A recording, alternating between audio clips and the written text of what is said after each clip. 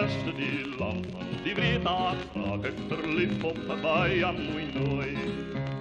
Vroeg in die avond gaan ik naar die kantine daar, waar allemaal lachen en mijn lieveling haar doei. Haar ogen was helder en blauw zoals de hemel, haar liefde was rein zoals die dauw op de rood. Mijn liefde was groot voor die lieve klein meisje, haar woorden was zoet, ja, ze kon mij haar troost. Heel lang kon mijn jong kerel daarin, ze wil zo zien hoe het beste wil.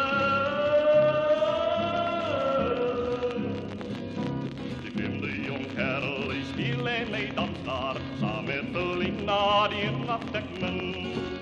Zo'n woede dat ik steeds recht voor die liefde van die meisje, afzak zijn hand na die roer aan zich zee.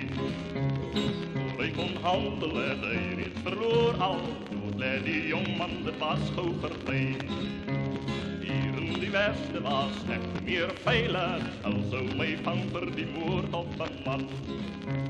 Daar was net één kans in de zon te vlug nou, ik moet maar gaan nou tot ik niet meer kan. Ik zal op en naar moest ik gaan, die eenzaam alleen in die nacht.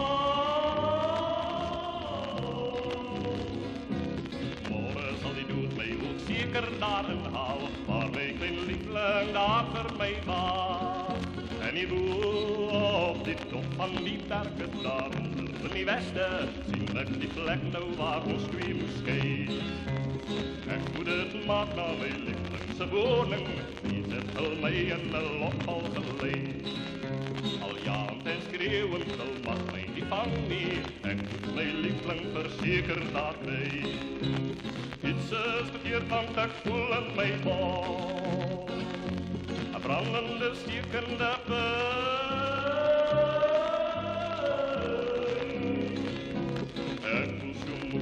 Ik weet ik moet aanhouden, ik voel zo zwart nou, ik kan niet meer rijden. Maar mijn liefde drie mij zeer sterk en ik rijd wat ik haat. Ik moet maar aanhouden, ik zal haar weer krijgen. Daar is geen kans meer, ik zal haar nooit zien meer. Ik voel die koel treft mij diep in mijn zee.